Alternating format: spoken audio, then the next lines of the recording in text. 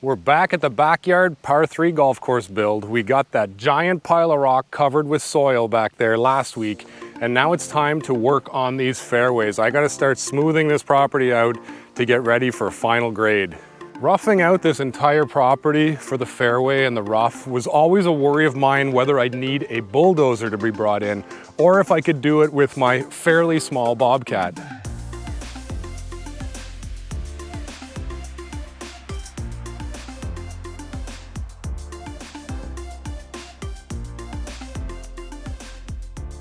I started running this hill this morning, and I'm actually surprised how flat and smooth I can get this with just this bucket. I bought this Bobcat used a couple years ago. I had no experience on any heavy equipment. I have probably 250 hours on it now, so I'm learning as I go. And I remember the guy when we were doing the deal, he was a really nice guy, and he said, you know what, I'll throw in this toothed bucket. And I'm thinking, why would I need a toothed bucket? I like the smooth bucket for back dragging and smoothing things out really well, but this tooth bucket is so good. This leading edge is fairly sharp and these teeth are pointed and sharp. And you can see all the rock that I have here. These teeth work great at just getting under that rock and popping it up, and it continues to cut as you move through that rock. The trick I've found is if you have a full bucket of material, that bucket is so heavy, it runs nice and smooth and can cut through almost anything. I run one of my outside teeth on the pass that I just made so I can see the grade with this tooth running just on the bottom, and I found that's really helped me stay flat across here as each pass mirrors the next one. This is a pretty big area to do with a small machine like this, but I think I just have to put the time in, do it my way, and take it 5 feet at a time.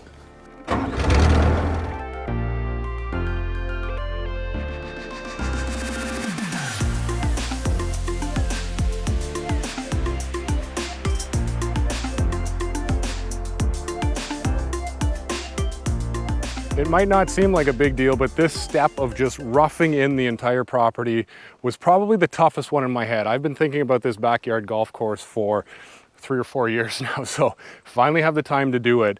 And I really thought I'd have to hire someone in, bring in a bulldozer operator, and run this whole property, but this bucket's working great. I'm getting better and better as I use it, so I should have no trouble taking this from green to green. The best part about me doing the final grade in the skid steer is, yeah, we're definitely gonna save some money on the budget, but I find it's great because I can call the final shots on slope and grade. In the past, I've hired a bulldozer operator. They were great guys, but they all have a little different opinion on what they want to do. Communication is very difficult in a loud, large machine. You got to basically flag them down, tell them what you're thinking. He'll tell me what he's thinking. So this way I can make those final calls. There's a storm rumbling in. It's going to rain, so I'm going to call it for today, but this was a really big step. I have the confidence that I can definitely grade this whole thing out. Just got to go at it 5 feet at a time. So by pushing all the material from the high point to the low point, we're left with a lot of kind of rock and some weeds and vegetation. So I think I'm going to put the rock bucket back on the Bobcat. I thought I was done sorting rocks, but not so much. I'm going to go through here. We'll clean the big rock out, and then we'll leave the dirt, and I'll use the dirt to shape this area here. The sun is setting that way, so I wanted to keep the camera out of the sun so you could see better. However, there's a wind coming at me there, and I was eating a lot of dust. Other than that, the rock bucket is awesome. I bought this thing for $700 a couple years ago. Wasn't really sure if I needed it at the time, but it is a must-have here, especially with my rock. I would not be here this far without this bucket. All those little piles, we took all this junk out of here, rock, vegetation, that was maybe 15 minutes. So the nice thing is I'm left with some dirt here. I've got a couple inches of dirt all the way along here, so I can now just butter and spread that out. And I'm always looking for bonus dirt. So the nice thing with these things, you can separate the junk and keep the good stuff. Along with giving the fairways the final grading and sloping, I have to give the greens the final shaping of the subsurface material. The property down in this area was very, very flat, and I always wanted the greens to pop and elevate out of the ground. So we brought this material from the other side of the house and just kind of piled it up and roughly spread it out 2 years ago. So it's had 2 winters to freeze. It is very, very packed now, and I'll use this as my base layer. It's time to take down the flags. I've had these old flags up for 3 years, mostly just as a motivation tool when I look out the window and see what I got to do here, but they've been around for a while. They're tattered, they're torn, they kind of feel like I do, and we're not even that far along on this project, but It's been a long time coming, so let's get this green shaped up and see what it looks like.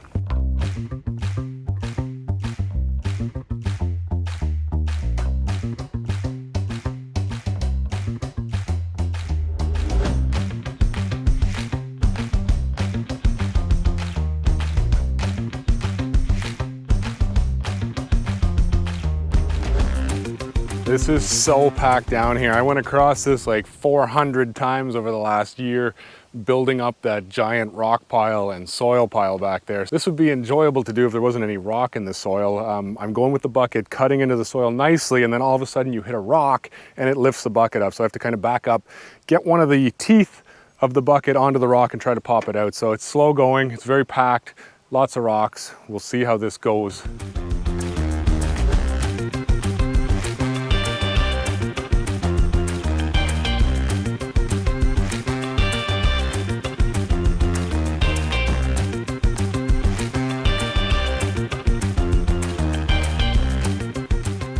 Trying to get overall shape here, and I know what you guys are thinking. You're saying go real big with the green, but I'm terrified of the maintenance. I got to cut this thing, I've got to work with it. I've got another one up there, so I don't want to go too big, but this will definitely be the larger green, the more fun green to be on with some longer putts.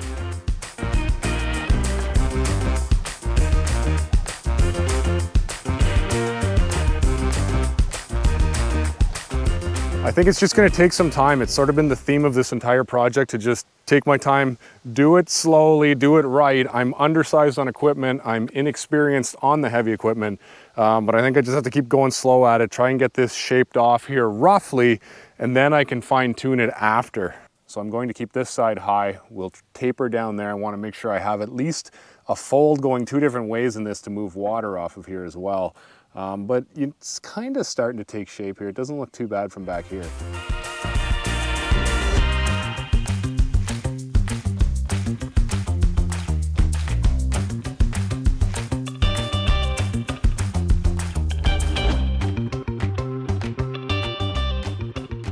This is the first part of the project that I've really not enjoyed. This has not been fun at all. It is so packed and so rocky. The machine bounces off rocks, even the size of a grapefruit. It's 7,000 pounds, but it pops up in the air. It's very rough going. I made a huge mistake 2 years ago when I brought, there was about a dozen dump truck loads of material here. I should have put it around the perimeter, like the collar area, flatten that out and packed it, and then I could have easily added a little bit in here and shaped it, but taking this down, it's just so difficult. It's very critical that I have enough material out there so that when I do bring in the 4 inches of gravel and the 10 to 12 inches of root zone mix for the green, that I'm kind of flush out there.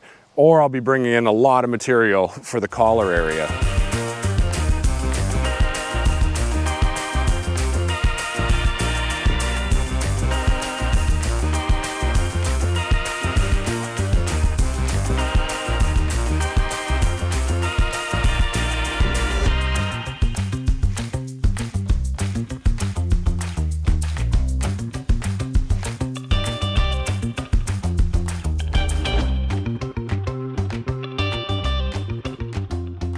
Back for another day, shaping the green. I'm trying to get an idea on where I should end this green, and it's really hard to tell in the Bobcat because these hills are getting so high here of dirt that I'm pushing. I want to try and maximize the depth here so that we stay close to this mound area. Gets the course a little bit longer if I can keep this green as deep as possible as well. And it's so rocky here, I don't think I can worry about the actual slope and break lines on this green yet. I just have to get this surface down and then get all the rocks out sort of one by one.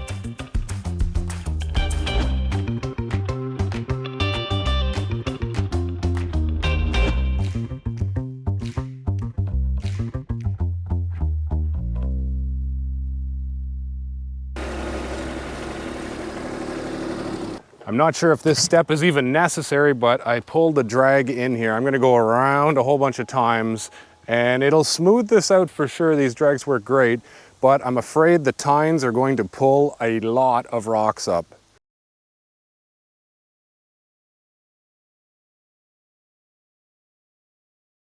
I'm not too worried about the rocks and the ups and downs of this yet. I just really wanted to get this area as low as I had to go to make it all work when we do the math backwards. I'm going to put 4 inches of gravel here after the drainage and about 10 inches of that root zone mix. So we're going to end up here, which I think when I run that out is going to be okay and tie in with the fairway. The last thing I want this to look like is we just dropped a green on top of a fairway. I want some natural slope here all around the green. So I think I'm at that depth right now that I needed to go.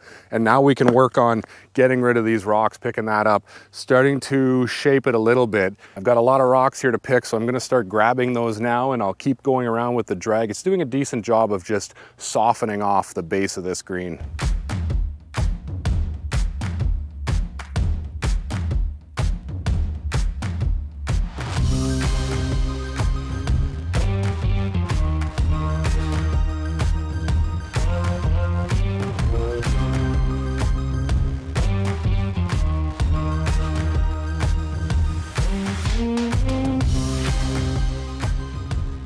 I think size-wise, we're pretty close to where I want to be. We're fairly level. The question I still don't know is if I'm low enough to flare out this collar area.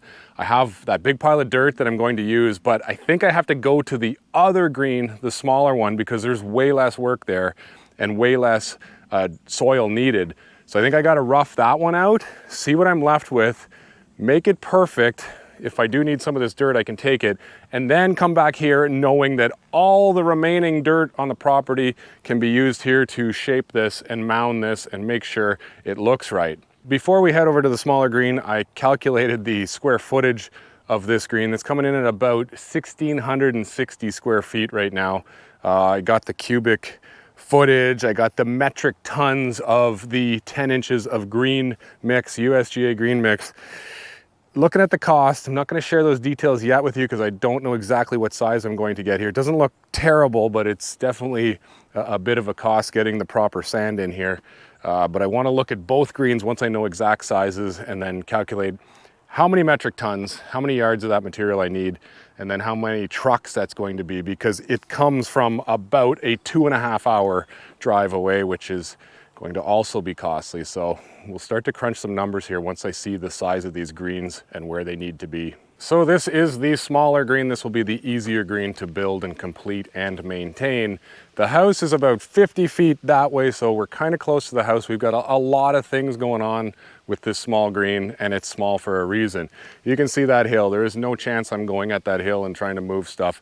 It is just staying there. We've got the satellite TV thing that's still in existence for a short while. That's a bit of a problem. Looking back this way at the green we were just working on, I do have this hill fall off here really quick, so I have to keep this here. We talked about this in the older videos. The house is there, there's a basement door. We've got to keep the water going this way away from the house, especially in the spring melt times. So this hill has to stay here, so that keeps the green basically where it is up there. I can probably cheat it out to about here. I want to keep a little bit of a path across here if I ever do have to get equipment, anything kind of heavy. I don't want to be driving on the green, so this will be collar down to rough on that hill. And the final obstacle that we have to work on this green is a septic bed. The septic bed from the house begins at this point. I took a picket from here, went across the pond, so I know where the front of the header of the septic bed is. It goes that way. So I don't want to go too far onto that. In the future, if we ever have any issue with the septic bed, I will probably be brought to tears if I had to dig up half my golf green while they get at the septic bed. So I'm going to encroach on it a little bit. So I'm going to take definitely a flag length or more into that area, hope that we never have to dig it up, but I want to have enough length here where you can land on it with your approach, get some decent putts. There's not going to be any monster long putts on this green. But we just have to enclose this space, use it the best we can. And I think right now I'm just gonna mark it out, walk it, try to dig this out here as I get down to that subgrade on this side. I think it's gonna be a little bit easier digging, not as much rock, hopefully, and it's significantly smaller.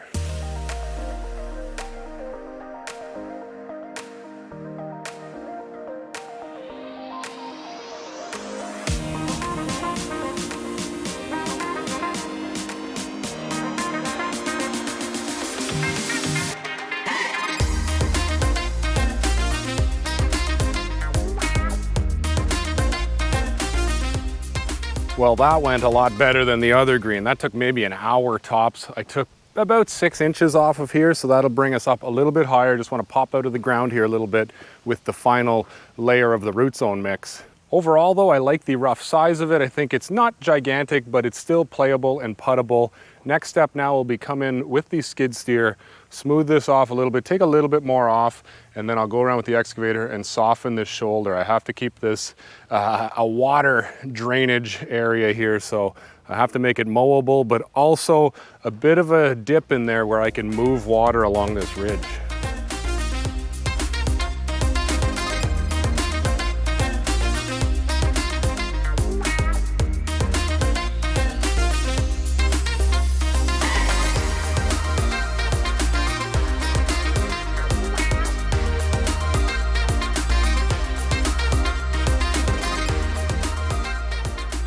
This green went a lot better than that far green. This was actually kind of enjoyable. All the material I trucked in last fall, I did a video on that. I think I called it building the base layer or something like that, where we took material that I sorted through, took all the rock out, and then kind of just made a big hump here. I was worried it'd kind of be a waste of time because I knew I had to dig it down, but what it gave me was sort of the perimeter and the shape of the area, and then also really good base. There's no big rocks in here, so it was quite enjoyable to work on. And now that it's here, I can kind of see it, and I think it looks quite good. It fits the area. We stayed a little bit away from the hill. We're off the septic bed, and we're also away from this hill here. So I think it's gonna play all right. It's gonna get some decent putts on it. And the big part is it's not gonna be an insane cost to build because it is smaller, and also maintaining. I have to cut this darn thing a bunch of times a week, so it's, I think, manageable. So I've measured off the green. We are roughly 32 feet wide, 45 feet long. If I take the radius and multiply by pi r squared, we get the area of this green, and it is roughly very close to 1,150 square feet. So not a huge green, but still workable. I'll then work my numbers to get 10 inches of the root zone mix here to get a volume. We need our cubic yards needed, and then I have to multiply that by metric tons to get a cost estimate, which hopefully isn't too terrifying of a number. And if any of my high school math teachers are watching this, they're gonna fall off their chairs seeing me do all this math. So that leaves us with the two greens. Now roughed in, the subgrade I think is pretty darn close to what it's going to be in the end. I've been going by eye here. I have not set up a transit. And if you don't know my background, I have never run heavy equipment before. Never worked at a golf course, never built a golf course. I'm basically just a guy with a GoPro camera trying to build a backyard golf course. So I'm going to have to get a transit out here. I want to make sure I get a little bit of fall off this green for playing reasons and also water movement reasons. So once I'm sure that I have the subgrade where I want it, I might even get the local superintendent to come from the golf course and look things over here before I say that is the final shape of these greens. I have the excavator still here for a little bit, so I definitely want to get trenching on these greens. We've got to kind of tear these up and get that herringbone agricultural drainage pipe in on both of them. I want to do drainage here. We'll dip it to the low point, so it shouldn't be too bad of a job. Get that down, and then we're going to put that 4 inches of gravel down, and we're kind of rolling here. This is going pretty good.